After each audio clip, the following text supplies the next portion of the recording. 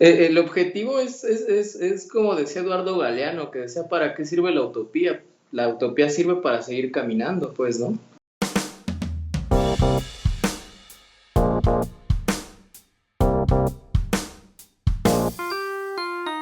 Hola amigos y amantes de la gráfica, bienvenidos al episodio número 17. Les habla su anfitrión, Reinaldo Gil Zambrano, trayéndoles una nueva conversación en español con artistas del grabado que están haciendo algo más allá de lo esperado. Si no quieres perderte de nada, suscríbete ya en tu aplicación favorita donde bajas tus podcasts. Consideren apoyarnos por medio de nuestra página de Patreon, así podemos continuar trayéndote este material gratuito cada semana. Te devolveremos el cariño con calcomanías, bolsas y un shoutout en nuestras redes sociales. Y por supuesto, nuestro eterno agradecimiento. Este y todos los días, demostrando que la gráfica está más viva que nunca. Si eres un fanático de los episodios, invítase a alguien que tiene curiosidad por la gráfica o un amigo que busca aprender y practicar su oído con el español. Sigue nuestra página web www.helloprintfriends.com para ver detalles sobre cada uno de nuestros episodios. En el programa de hoy estaremos conversando con Gabriel Ábalos, alias Gabriel Gráfica, desde México.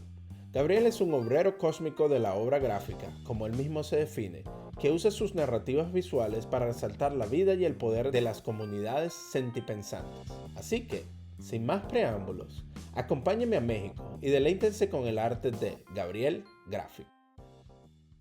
Muy buenas tardes. Saludos desde acá de Spokane, Washington. ¿Cómo estás tú? Bien, acá, Ciudad de México, pandemia y demás, ¿no? Pero todo tranquilo. Pero todo tranquilo, eso es bueno. Me alegra que por lo menos hay salud, ¿no? En medio de toda esta cuestión. Eso es bueno, eso es bueno. Bueno, pero iniciemos por el principio. Primero que nada, quería agradecerte por darnos la oportunidad de conversar contigo. De verdad que es un placer tenerte acá. Y pues empecemos por qué no nos cuentas tu nombre y a qué te dedicas.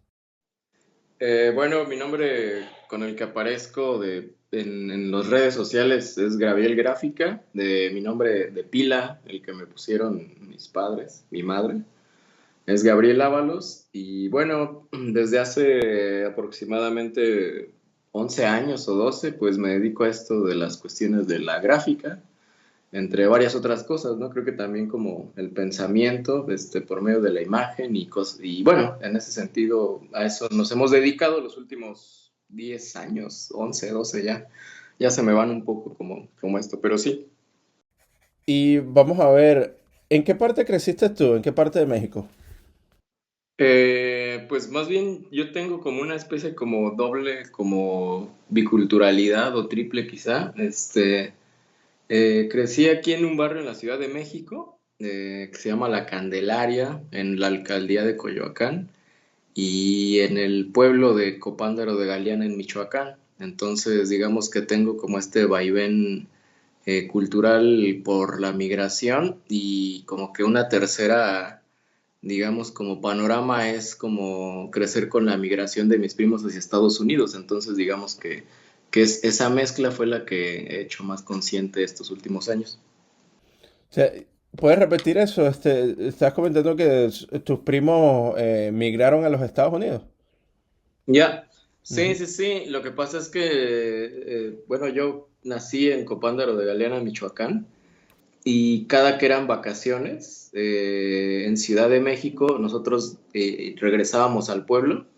Y en este regresar al pueblo, pues crecí asimilando como estas cuestiones migratorias de mis primos, ¿no? Que principalmente migraron al estado de Missouri, a la ciudad de San Luis. Entonces, digamos que a mí me tocó como estas cuestiones antes de que fuera como una represión más fuerte en cuestiones migratorias, ¿no? Entonces, para mí era normal que mis primos vinieran de Estados Unidos en aquel entonces, en los noventas, y pues me mostraran fotografías, me hablaran un poco como en inglés y todas estas cuestiones, ¿no? Entonces digamos que estas cuestiones como que las hice más conscientes ya en una etapa más, en los últimos años, pues, ¿no? Que fui buscando como un hilo conductor de mi vida y demás, ¿no?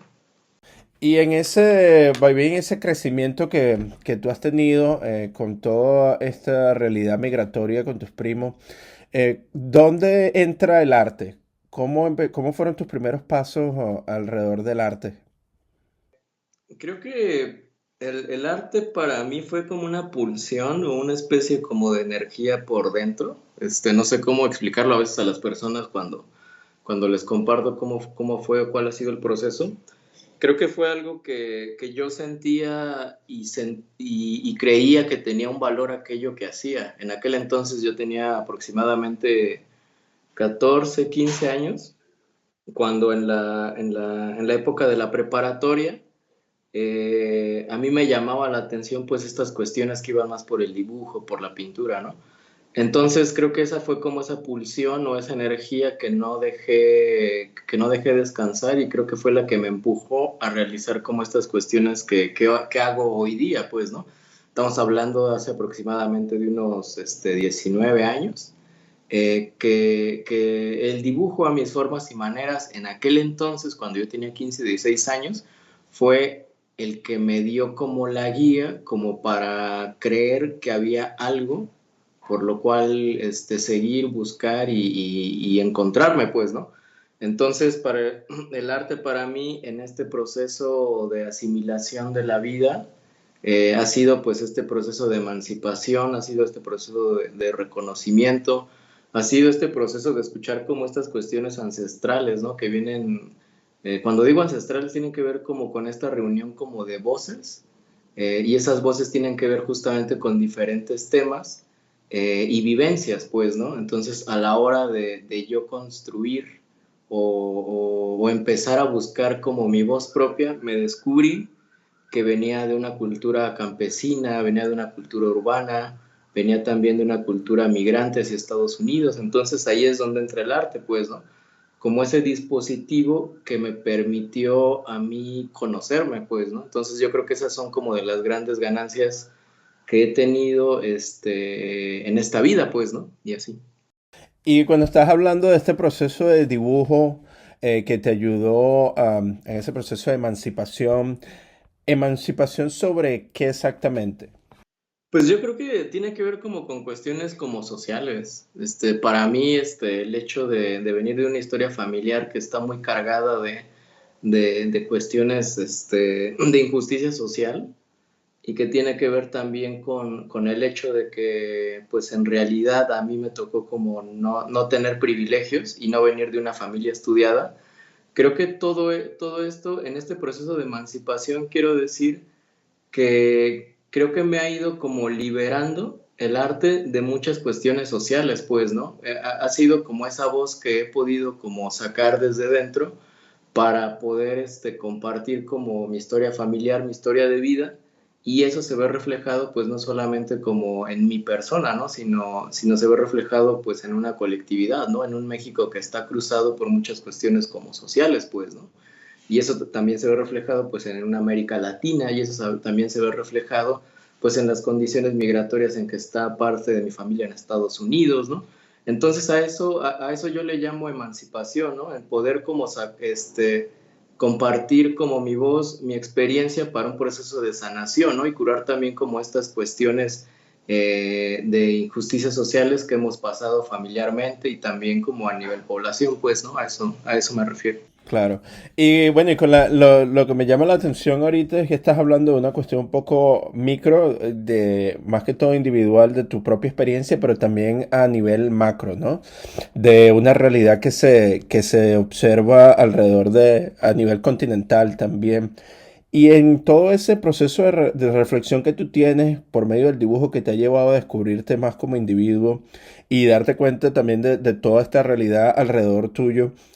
¿Dónde entra el grabado como material para ti para producir este tipo de narrativa? ¿Cómo llegaste a él? Al grabado llegué de una forma, como muy, bueno, yo creo que las cosas se fueron como alineando, pues, ¿no? Recuerdo bien que yo entré a una educación superior, ¿no? Aquí hay una escuela llamada La Esmeralda en México, que es como una de las escuelas que son sonadas en estas cosas de las artes visuales. Previamente estuve en la Universidad Michoacana de San Nicolás de Hidalgo, en la Escuela Popular de Bellas Artes, y previamente en la prepa hice un grabado cuando yo tenía 17 años. Entonces, cuando yo tenía 17 años, el maestro de expresión gráfica, vimos como diferentes técnicas, entre ellas el grabado, pero yo en aquel entonces, cuando tenía 17 años, yo no sabía que a eso me iba a dedicar, ¿no? Creo que uno nunca sabe, pero de repente, cuando hago como esta retrospectiva, me di cuenta que es algo que estaba ahí dormido y que fue despertando. Al yo entrar a la Escuela Popular de Bellas Artes, hicimos prácticas de grabado, y ya formalmente en el año 2009, cuando ya entré a otra universidad, digamos que yo estoy hablando, le estoy compartiendo un proceso de un camino que yo he estado tomando. Prácticamente estuve en 3 universidades públicas. Es algo como muy característico. En el año 2009 entré al taller de gráfica del Esmeralda, y fue ahí que yo encontré en el grabado esa posibilidad de encontrarme con esta voz que he ido buscando con estas narrativas, y a su vez se dieron las condiciones porque en aquel entonces, en mi generación, a nadie le importaba hacer grabado, pues, ¿no? Incluso el programa de estudios estaba más enfocado como a cuestiones de arte contemporáneo, ¿no? Entonces yo fui el único de mi generación que retrocedió en el tiempo como 300 años. Ujú. Y digamos que yo era como aquella persona que hacía cosas manuales, ¿no? Y que salía así, ¿no? Digamos que eso fue como mi entrada como al mundo del grabado, ya que en aquel entonces algo que fue muy importante es que la zona de gráfica de la escuela no estaba saturada de personas. Yo era el único que subía. Se me hizo como muy cotidiano estar en un taller de grabado cuando a mí no me tocaba ya la clase tal cual. Yo ya subía, como lo encontraba como un espacio propicio para poder generar cosas, ¿no? Ujú. Y eso, desde ahí más o menos aproximadamente 2009, cuando vi como esta oportunidad de reconocerme en este material, ¿no? Claro. Y estás hablando más que todo, tú trabajas más que todo la silografía, el linograbado, ¿qué tipo de técnica trabajas tú? El linóleo, sí. Empecé haciendo grabado en metal en aquel entonces, y después descubrí el linóleo como material que más se aproximaba y se acercaba también como a mi perfil y a las características que yo buscaba, y también porque el grabado linóleo pues te permite, sin tener como una gran infraestructura, pues poder generar, ¿no? Como tu propio espacio y tus propios como condiciones de trabajo. Entonces, desde aquel entonces, pues trabajo grabado en linóleo. Qué bueno. Y entonces me estás diciendo que estabas en la universidad, estabas dentro de la Academia de Artes Plásticas y tú eras la única persona que se dedicaba hacia las partes manuales porque existía como que un interés general más hacia lo que sería el arte contemporáneo. ¿Cómo sientes tú que esta técnica que ha existido por tantos años, tú la estás llevando a un contexto contemporáneo? ¿Qué es lo que tú traes a tu gráfica que la hace ser de ahora? Pues creo que lo que le hace ser es como el pensamiento. Yo creo que parte de lo que hago como en imágenes tiene que ver como con esta asimilación de esta historia muy resumida que les compartí. Entonces creo que yo encontré como en la imagen y en los materiales una construcción como de pensamiento, pues, ¿no? Cuando yo comparto como estos procesos de hacer, creo que me importa mucho poder como compartir como estas estructuras que he ido como creando y pensando, y también tiene que ver como con las temáticas. Yo creo que el grabado o el contenido que estoy empujando no lo estoy empujando desde el gremio del grabado, pues, ¿no? Sino tiene que ver como con un pensamiento. Creo que tiene que ver como con esta capacidad de ir más allá de las cuestiones clásicas mexicanas, ¿no? Del grabado. Creo que tiene que ver como con una poética. También tiene que ver creo que me interesa mucho como generar como poesía visual, y también los referentes que uno va empujando pues tiene que ver como con la vida cotidiana, tiene que ver con la música, tiene que ver también como con cuestiones de otros artistas, pues, como Joseph Beuys, como Cildo Meireles, pues, ¿no? o evidentemente como Leopoldo Méndez. Y yo creo que esa conjunción de esos pensamientos y de esta como historia de dónde uno viene y demás, creo que es la que genera pues que las imágenes que yo hago tengan pues también este dejo de lo contemporáneo, pues, ¿no? Porque creo que vamos más allá como de las cuestiones clásicas, pues, digamos, ¿no?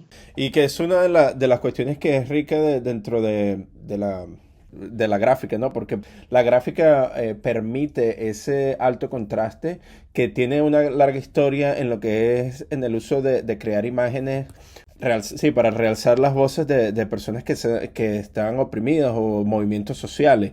Y eso es lo que yo veo también dentro de tu trabajo, que existe como una fuerza que lo lleva a alzar estas voces hacia buscar un cambio dentro de esta realidad que nos trae a todos juntos dentro de nuestras comunidades.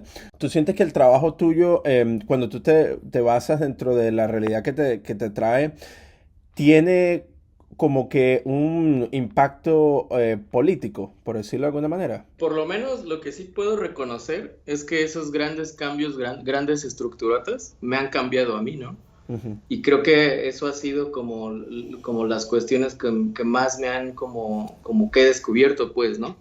O sea que, digamos que todas esas como grandes movimientos sociales son esas grandes estructuras, pero a final de cuentas que cuando las interiorizamos creo que vamos cambiando nuestro cotidiano, pues, ¿no? Ujú. En ese sentido yo creo que esta voz que yo he encontrado, ¿no? Pues muy personal, siento que sí tiene un alcance hacia afuera, pues, ¿no? Porque de entrada creo que es una retribución como cuasi energética y también como espiritual, que yo creo que este espíritu que comparto por medio de las imágenes se camina, o sea, no solo se hace.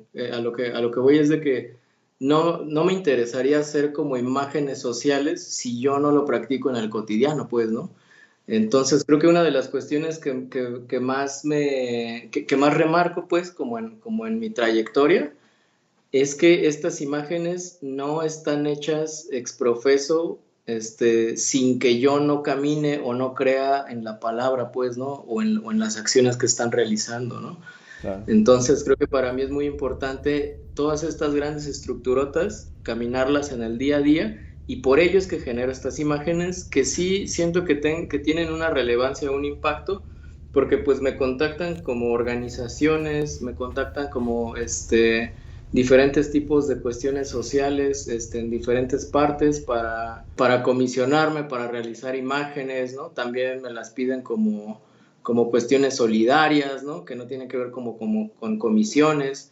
Y esto me ha llevado pues a conocer otros perfiles que van más allá como el gremio del grabado, pues, ¿no? Hemos contactado con personas que están haciendo activismo comunitario, hemos contactado con personas que tienen como ONGs, ¿no? Personas que están luchando por los derechos humanos de periodistas, de comunicación, organizaciones campesinas y demás, ¿no? Entonces creo que sí, vamos caminando, sí. ¿Cuál sería uno de esos grupos o organizaciones comunitarias y organizaciones campesinas que te ha marcado de una manera sustentable dentro de tu trayectoria artística? Pues yo creo que indudablemente, hoy día que tengo 36 años, una de las cuestiones creo que fue el zapatismo, que en 1994 se levantó en armas. Yo creo que ha permeado como no solamente mi generación, sino generaciones más adelante.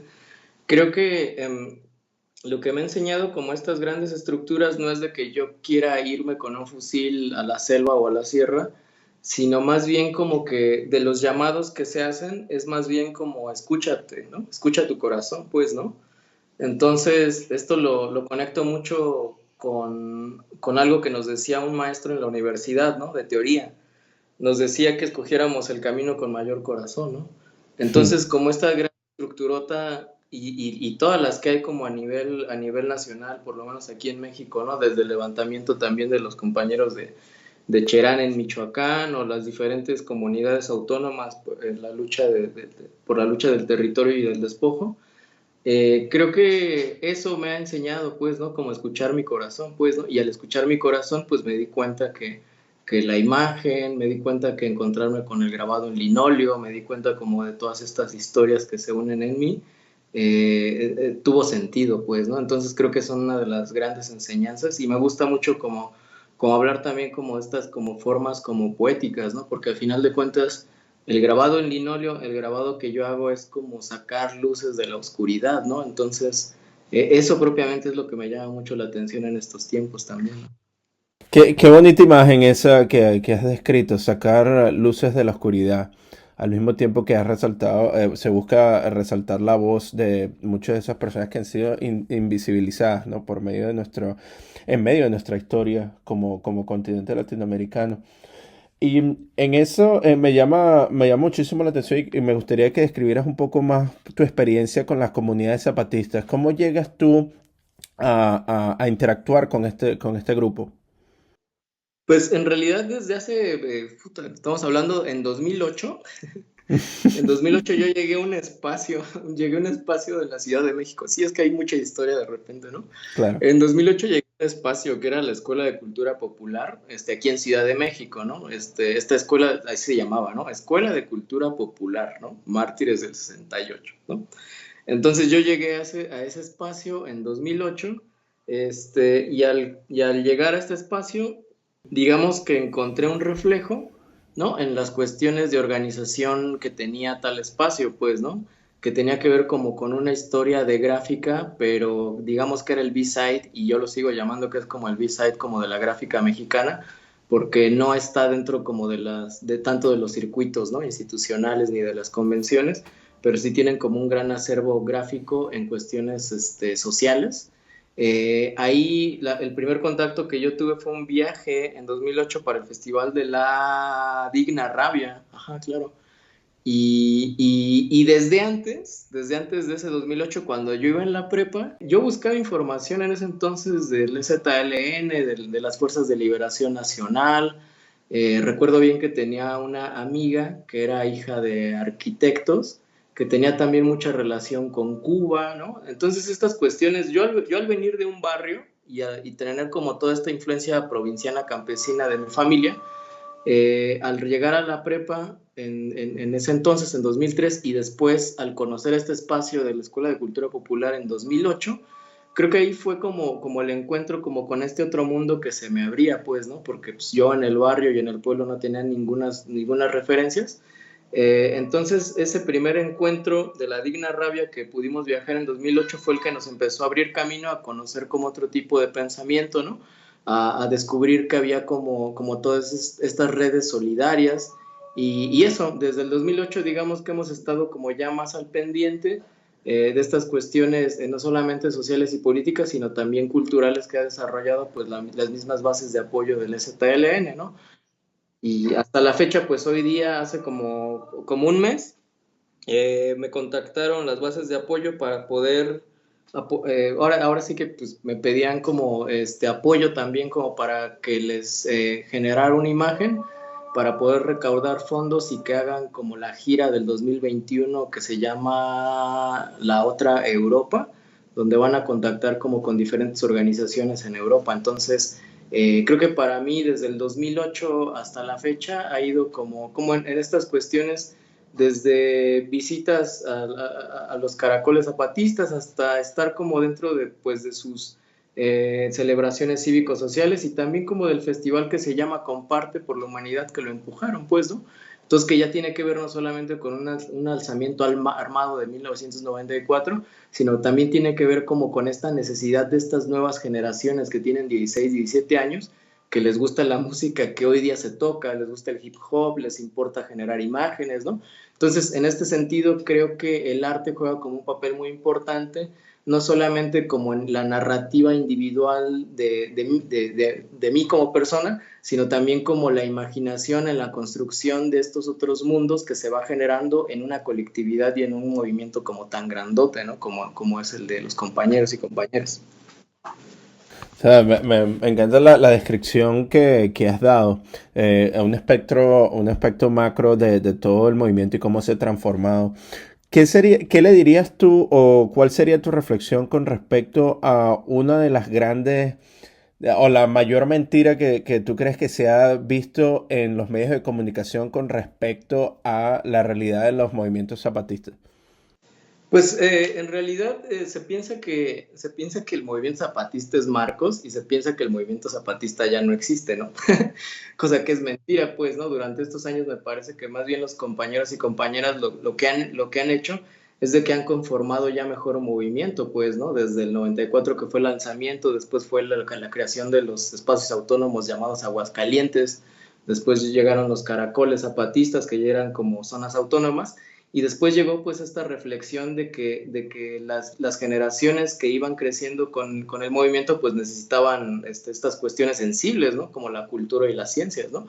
Entonces creo que ha sido como muy importante que la organización ha ido en torno ya justamente de otro tipo de pensamiento que ya no ha sido el armado, ¿no? Sino más bien como la generación de estas estructuras de estos imaginarios donde el arte y la cultura están dentro. Entonces eso ha sido como la conformación de varios años, pues, ¿no? Entonces, Ujú.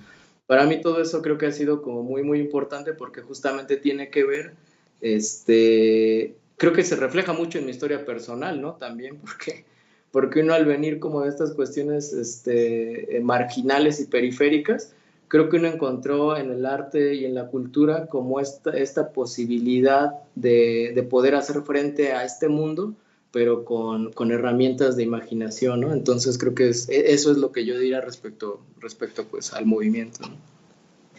No, y también se ve que es un movimiento que ha sido transformador, pero también ha evolucionado. Parece que se ha llevado de una idea inicial, ha ido buscando nuevas maneras de atraer a la gente y trabajar en un colectivo que busca, que busca de alguna manera ilustrar o comunicarse con el tipo de lenguaje que se maneja dependiendo de las generaciones que lo están integrando, ¿no? Como para comunicarse con los nuevos grupos, como tú dices, con los nuevos jóvenes que están dentro de 16, 17 años, que tienen un gusto por cierto tipo de música y se ve que el movimiento está buscando como maneras de, de integrarse a estas nuevas generaciones por medio de las cosas que a ellos les gustan, ¿no? Entonces eso está bastante interesante. Y en esa misma nota, me gustaría preguntarte, Gabriel, ¿quién te inspira? ¿Quién me inspira? Yo creo que desde hace, o sea, pues yo creo que me inspira como el cotidiano, ¿no? Te puedo decir una lista como de cosas, yo creo.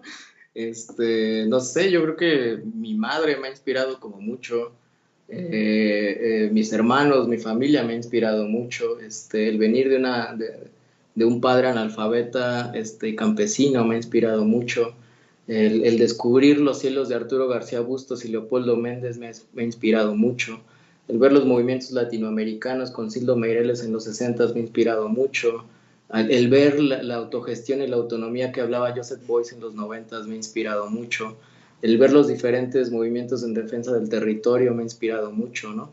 El ver a las compañeras hoy día que con los feminismos que están atravesando Latinoamérica y con gran fuerza, creo que nos inspira mucho a poder como cambiar como nuestras estructuras. Me inspira mucho ver como la vida cotidiana y ver cómo podemos, en este México, con este minimalismo de tener poco, podemos hacer muchísimo. Creo que me inspiran en realidad como muchísimas cosas, pues, ¿no? Me inspira desde una frase en una canción hasta una frase en un escrito. Entonces, pues yo creo que voy de lo micro a lo macro. Creo que siempre tengo como este vaivén de desplazamientos, como desde espiritual hasta culturales y artísticos, que creo que eso hace que la gráfica y las imágenes que yo hago sí tengan como algo particular, me parece. Sí, no, es que eso es lo que se nota mucho en tu trabajo, ¿no? Que tiene una historia, pero también la forma como tú aplicas el diseño es bastante individual y personal. Por lo menos estaba viendo la imagen que tú tienes acá como logo, en donde se ve dos figuras circulares. Una de ellas se ve como una especie de recolección de cactus, de napal y diferentes floras y fauna, creo, lo que se puede ver acá. Y después en el centro tiene como la figura de un hombre o una mujer utilizando una capucha, cubriéndose el rostro. Pero cuando lo veo de lejos se ve como una especie de ojo. ¿Nos podrías hablar un poco más así de ese simbolismo que nutre tu trabajo? Claro, sí, yo creo que ese simbolismo tiene que ver mucho porque cuando yo tenía 15 o 16 años, creo que no escuchaba música como muy digerible. O sea, es decir, mientras mis compañeros escuchaban cumbia, yo escuchaba como cosas de rock que tenían como metáforas y demás, ¿no? Entonces yo creo que eso me marcó muchísimo. O sea, es que cuando hago como una retrospectiva de dónde fue como todo este camino, me doy cuenta que me gusta mucho como las cuestiones como metafóricas y de pensamiento. Entonces creo que tiene que ver como en la construcción que hago yo de las imágenes, creo que busco mucho como estas cuestiones como poéticas, como estos juegos también como de espacio, ¿no?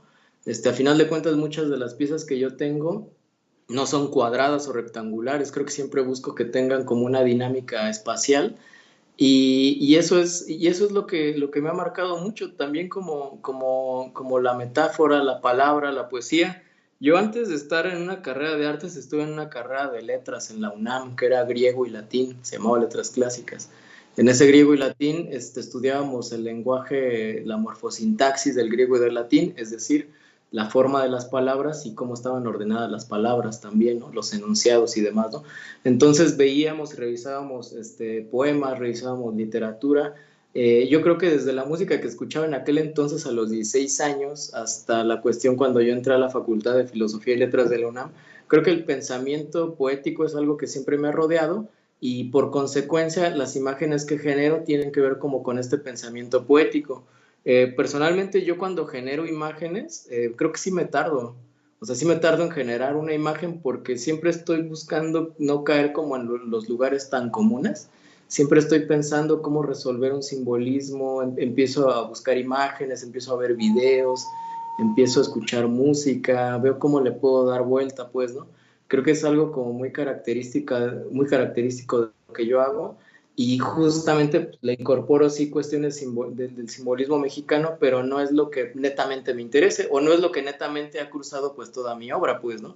Creo que voy más allá de realizar un perro xoloitzcuintle o una flor de cempasúchil o Frida Kahlo, ¿sabes? O Ujú. sea, no es de que no me simbolicen culturalmente varios símbolos, sino que yo creo que el empuje que tengo lo hago como de otras cuestiones. Tienen que ver con este México contemporáneo, pero sin caer como en ese folclorismo que luego yo siento que la gráfica en México cae, ¿no?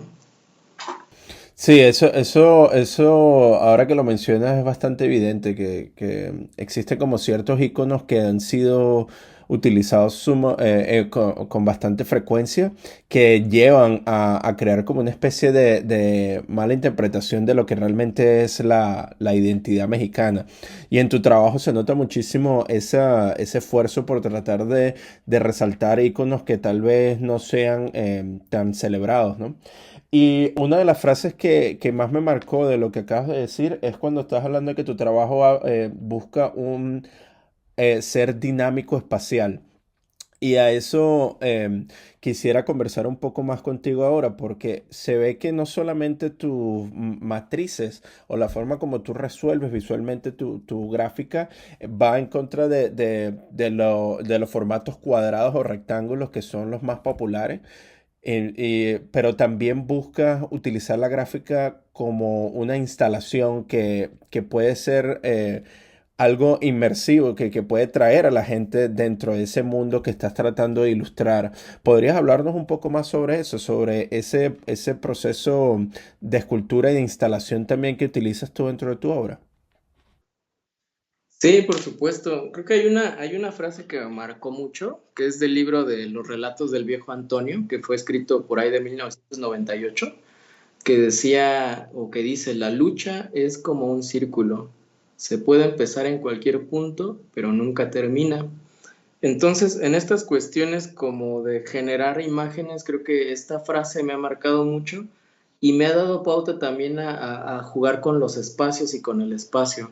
El grabado, al ser una obra múltiple y reproducible, creo que con estas cuestiones como de instalación que tienen que ver como con cuestiones a veces que son de espacio y que tienen que ver con este juego lúdico de cómo acomodamos las cosas, La gráfica, al ser reproducible, creo que se da mucho para poder romper también como con estos esquemas. Claro, yo hago obra que tiene que ver como con lo reproducible, con la edición, ¿no? Con la exposición con la exposición enmarcada en galerías y en museos, pero también lo que me ha dado mucho el grabado es como poder también tener este juego lúdico y que no se pierda, y también con estas cuestiones de acomodar el pensamiento visual, pero en un espacio, ¿no? Entonces, las diferentes como instalaciones que tengo apelan no solamente al espacio, sino también al uso de materiales, ¿no? Y en este uso de materiales tiene que ver también como por cuestiones como muy biográficas, pues, ¿no? Yo al utilizar la tela o al utilizar el costal me estoy refiriendo como a de dónde vengo, me estoy refiriendo también a que pues recuerdo que mi madre tejía y bordaba, ¿no?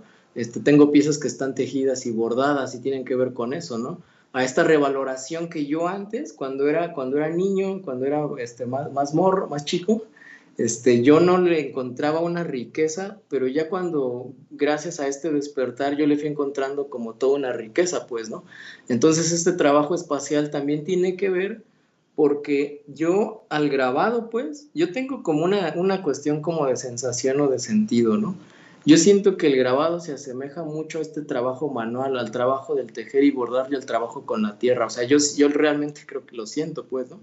Entonces yo creo que eso se ve reflejado pues en estas instalaciones que apelan como a la vida cotidiana por el uso de los materiales y que a su vez están interactuando con la imagen, ¿no? Con la imagen y con la gráfica. Ujú. Y que también revaloro todo este tipo de actividades que muchas veces son vistas por medio de los grupos elitescos como algo que no es arte, ¿no? Sino que es artesanía. Como que es degradado a un punto de que realmente no se les da el valor que tienen por ser producidos por un grupo que muchas veces ha sido invisibilizado dentro de nuestra sociedad, ¿no crees tú? Sí, sí, sí. En ese sentido, yo a veces cuando me dicen que soy grabador, como que yo no me reconozco como en esa palabra, ¿sabes? O sea, como que Claro. yo no siento o sea, es que si yo muestro todo o sea, pues como el panorama de cosas que yo he hecho, yo creo que no me reflejo pues como en un simple, como una simple palabra como grabador. A veces yo me siento como un artesano cósmico, como un obrero de la imagen, ¿no? O sea, si a mí me preguntaran más o menos, yo creo que me asumiría más como por esas ondas, pero por el lado como más, más entendible, pues sería como artista visual, ¿no? Pero sí tiene que ver como con estas cuestiones, de conocimientos como, pues sí, como ancestrales, ¿no? Entonces creo que sí, lo que tú dices va como muy al pie para poder como, pues sí, también como para poder como compartir yo cómo me describiría, pues, ¿no? Como quizá cuando yo diga que pues soy artesano cósmico, pues en el aeropuerto me dirán, pues, ¿qué onda contigo, no? Pero sí, como luego ha pasado, pues, ¿no? Pero sí, sí, sí, tiene que ver como con con esta mirada hacia lo cotidiano, pues, ¿no? Hacia lo que nos conforma, pues, ¿no? Como con la celebración a la vida. Me gusta mucho como celebrar la vida por medio de las imágenes y los materiales. No, y eso está interesante lo que tú dices, que es una celebración de lo cotidiano, es algo que es parte de nuestro día a día, que está sumamente ligado a nuestra naturaleza como seres humanos, pero pareciera que muchas veces no es celebrado y reconocido como algo que tiene valor. La parte espiritual es algo que es llevado o se observa como algo que solamente los hippies son los que tienen ese alcance. ¿Qué piensas tú sobre eso? ¿Qué piensas tú sobre cómo muchas veces nuestra sociedad contemporánea busca de alguna manera no resaltar o no darle valor a este sentido espiritual que nosotros como latinoamericanos tenemos dentro de nuestras raíces? Uy, pues ahí también es otro tema. Porque sí, justamente, tiene que ver como con un regreso como al originario y a una forma como más sustentable, ¿no? De la casa común que yo le llamo así a la tierra, ¿no? Que es una casa común en donde todos y todas y todas, todos, estamos viviendo. Creo que cuando entraron como estas formas, ¿no? Como de cosas como de la modernidad, ¿no? que venían exportadas de Estados Unidos y de Europa y que no se aplicaban aquí en la América Latina, creo que nos vendieron esa idea de modernidad como falsa, pues, ¿no? Y con esta idea de modernidad llegaron como el consumo de comida rápida, llegaron como los grandes centros comerciales, llegó como todas estas como cuestiones que lo que hizo fue la devaloración de las cuestiones manuales, ¿no? Llegó como esta idea de que si tenías un trabajo donde no te ensuciabas las manos era muchísimo más chingón o mejor, ¿no? Llegó esta idea de que si vestías de traje, si vestías con zapato boleado, eras una persona respetable, ¿no? Llegaron como todas estas como cuestiones que nos vendieron aquí en México y en Latinoamérica en los diferentes sexenios políticos, que hace que da como resultado pues como una devaloración como de todas estas cuestiones más sustentables, espirituales y originarias, ¿no? Ujú. Creo que a final de cuentas, creo que la lucha que estamos haciendo desde diferentes puntos tiene que ver como con la defensa de estas cuestiones más sustentables de la vida, ¿no?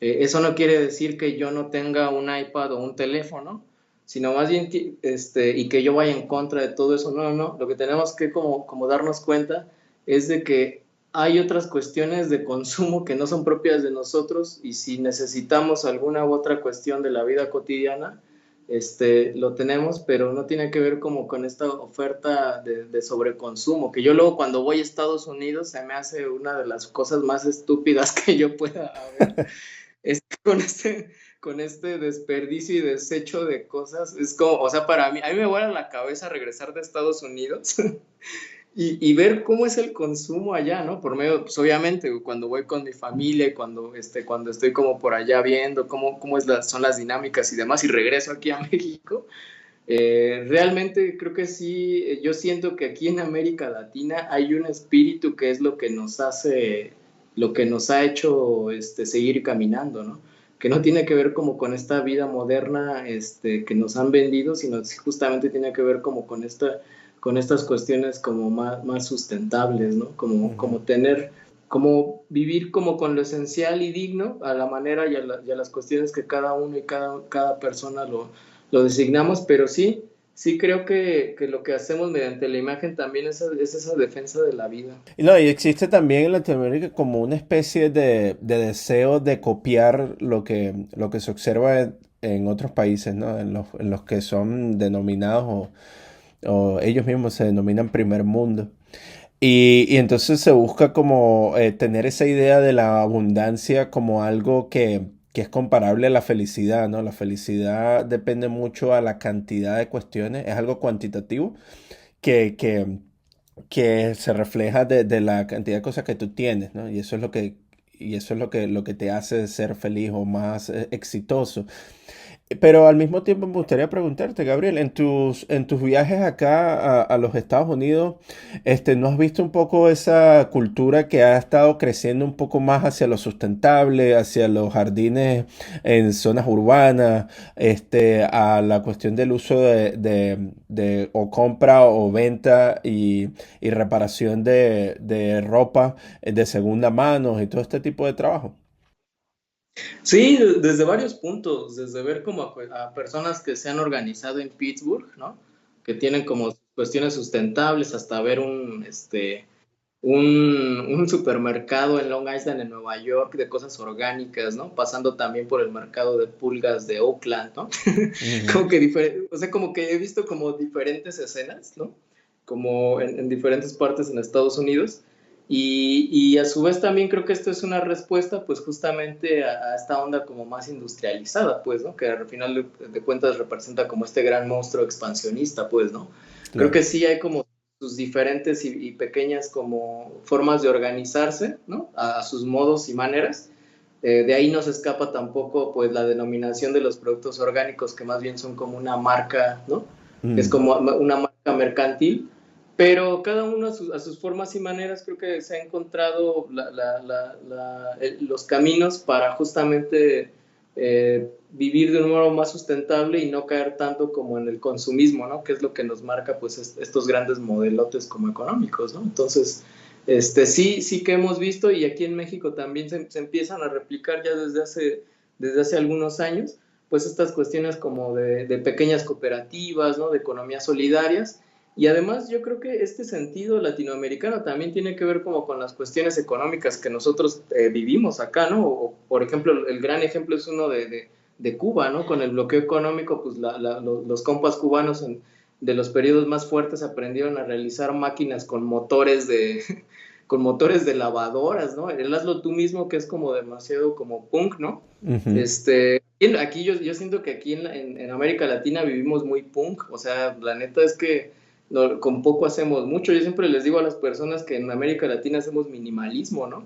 Y creo que forma parte porque también, pues, son cuestiones de desigualdad económica que están marcadas, pero no por ello creo que nos vamos a detener, ¿no? Entonces, estos pequeños ejemplos que comparto se ven reflejados, pues yo creo que desde Tijuana hasta la Patagonia en sus formas y maneras, ¿no? Que se han encontrado. Y una de las frases que mencionaste hace poco, que la lucha nunca termina, o sea, se continúa nunca termina, eso me ha marcado bastante y dices tú que te ha marcado mucho en tu práctica. Si la lucha nunca termina, Gabriel, ¿cuál es el objetivo? El objetivo es como decía Eduardo Galeano, que decía, ¿para qué sirve la utopía? La utopía sirve para seguir caminando, pues, ¿no? O sea, en realidad es eso, pues, ¿no? Nunca vas a llegar a la utopía, pero te sirve en el día a día para seguir haciendo, para seguir creando, para seguir pensando, para seguir enlazándote con otras personas que reflejan como afecciones como muy parecidas a las tuyas. Creo que en esta celebración a la vida, el sentido de la lucha tiene que ver como con eso, pues, ¿no? Como nos ayuda como a seguir siendo camino, nos ayuda también al reflejo de personas que también quieren adentrarse o seguir este camino de la gráfica, de lo artístico, y que cuando uno comparte estos procesos artísticos se ven reflejados en la historia personal, en este caso mía, para decir, güey, creo que las barreras las tenemos adentro y las tenemos que ir tumbando, ¿no? Las tenemos interiorizadas. Entonces yo creo que para eso sirve pues estas cuestiones de caminar de la utopía y como de la lucha, ¿no? Exacto, de continuar. Sí, pues conversando con conocidos, ¿verdad? Que hablan sobre todo de la realidad latinoamericana, ¿no? De estos movimientos que han surgido en Latinoamérica, como en Venezuela, en Nicaragua, en donde se ha llevado, se ha creado como una alternativa política. Estos individuos han llegado al poder y luego al paso del tiempo se han transformado un poco en lo que ellos juraron no combatir. Entonces, me gustaría escuchar por lo menos de ti, o sea, tu opinión o tu visión sobre ese tipo de trabajo en donde se apoyan este tipo de iniciativas para crear una alternativa, pero luego vuelven a crearse algo que siempre ha sido criticado dentro del movimiento que los llevó al poder. Claro, pues aquí en México tenemos un gran ejemplo en el sexenio presente, pues, ¿no? Que es López Obrador, ¿no? O sea, López Obrador representa como una parte del Partido Revolucionario Institucional, el PRI, que gobernó México 70 años. O sea que no fue una alternativa, en realidad, o sea, es una persona que se enfiló, digamos, como en la partida izquierdista, pero a final de cuentas hoy día representa como ese Partido Revolucionario Institucional, pero viejo, pues, ¿no? Entonces yo creo que en realidad como este gran movimiento de masas debería de ser como pequeños movimientos comunales, ¿no? O sea, en realidad como de pequeños gobiernos, pues eso sería una utopía claramente, pues, ¿no? Pero en realidad, justamente cuando las cuestiones de poder llegan o copan como a un movimiento, como querer encauzar como toda una nación, creo que es ahí que no estamos entendiendo que dentro de una nación no todos somos iguales, ¿no? Tenemos características muy distintas y muy diferentes. Y creo que más bien se debería de ver como con las cuestiones comunes en vez de pensar en dirigir toda una gran nación, ¿no? Entonces yo siento que eso sería una de las grandes utopías a conseguir, ¿no? Eso yo me lo pienso, claro, ¿no? Ujú. En tener como que fuera rotativo, que también el poder llega a corromperse también por como todas estas cuestiones como económicas que hay detrás y estos intereses políticos macros, ¿no? Entonces, sí que hemos visto en América Latina pues estos ejemplos de personas personalidades que llegan al poder y se quedan ahí 10, 15 años o 20, ¿no? Entonces, en este sentido, también yo siento que en América Latina tenemos una crítica hacia eso y, por ejemplo, no hacia Bárbara Merkel en Alemania, ¿no? Que ella lleva más de 10 años en el poder, pero, pero por ser un país europeo, pues no lo criticamos, ¿no? Entonces hay como en otras partes también estas diferentes realidades, pero a la hora de ver hacia Latinoamérica tampoco vemos como las cuestiones en otras partes en Europa, pues, ¿no? Entonces creo que sí son como de diferentes como cuestiones que van acordes como a sus tiempos y geografías, ¿no? Claro, ¿y por qué será que es eso? ¿Por qué será que eso es una realidad de que se comparan las cuestiones, ¿no? Se comparan de que en un lugar o en un sitio con ciertas características o por su historia, algo que ocurre, que es exactamente lo mismo que ocurre en otro lugar, en un lado es malo y en este lado es bueno. O sea, ¿por qué crees que Ah, pues existe esa sí, comparación? porque sí, justamente porque siempre vemos como en Europa y en Estados Unidos como el referente, ¿no? Como el referente, tal como son las naciones modelo, ¿no? ¿Sabes? O sea, yo creo que es eso, pues, porque regresando como a lo personal, pues yo tengo primos que vienen de Estados Unidos y dicen, no, es que en Estados Unidos es mejor y no sé qué, ¿sabes? Entonces yo cuando voy a Estados Unidos como que veo como todo, ¿no? Todo bien ordenado, bueno, en la mayoría pues de cosas, ¿no? Todo bien ordenado, el pasto bien podado, ¿no? ¿Sabes?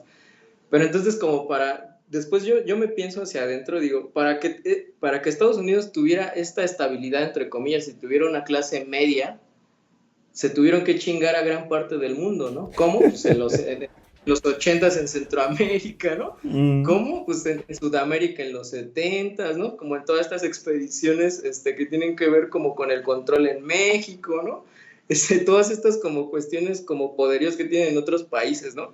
Entonces justamente todo este bienestar del que estamos como hablando, se tuvieron que chingar a la mayor parte del planeta para poder lograr esta estabilidad que a veces nosotros desde acá anhelamos, ¿no? Decimos, ay, es que en Estados Unidos es muy bonito esto. Digo, sí, güey, pero pues no nos damos cuenta que gracias a que están de alguna manera como, lo vemos como la cosa más sustentable allá, pues nos chingaron a nosotros acá, ¿no? Entonces, creo exacto. que eso es para mí como de las cuestiones como muy características que por medio de la gráfica y por medio de las cuestiones de la imaginación y del arte podemos resaltar, ¿no?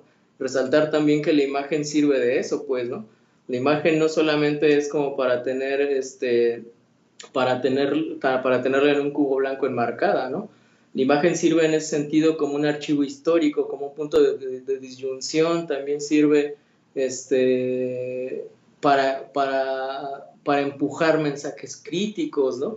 Creo que todo eso, todo esto que estamos hablando, todo esto lo reflejo pues en toda la obra que tengo. Wow. No, excelente, porque eso me encanta la forma como tú lo describes, porque eso muestra un poco más la fuerza y el poder y el impacto que tiene una narrativa visual, que tiene una pieza y no solamente está enmarcada, que se ve como algo que es bonito y decorativo, sino que tiene un mensaje que lleva a la reflexión, que cambia un espacio, que genera un pensamiento y también nos hace pensar y reflexionar sobre nuestra historia, porque pareciera que en Latinoamérica nosotros tenemos memoria a corto plazo y que las cosas simplemente vemos cómo son esas realidades dentro de diferentes países, ahorita por lo menos entre las redes sociales, pero no vemos exactamente el producto o lo que llevó a esa realidad a ser fructífera o a crearse como algo, ¿no? Como es el caso de la historia intervencionista que ha tenido los Estados Unidos y las grandes potencias dentro alrededor del mundo.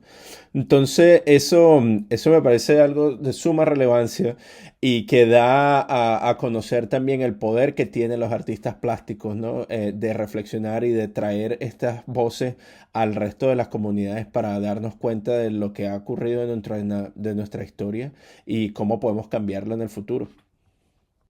Sí, completamente. O sea, yo la imagen la veo como un dispositivo, pues, ¿no? Como un dispositivo que detona, ¿no? Como diferentes como cuestiones de la memoria, diferentes cuestiones como poéticas, reflexivas, ¿no?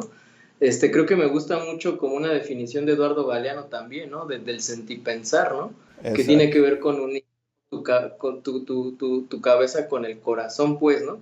Entonces creo que me gusta muchísimo ver que las imágenes son dispositivos de sentipensar, ¿sabes?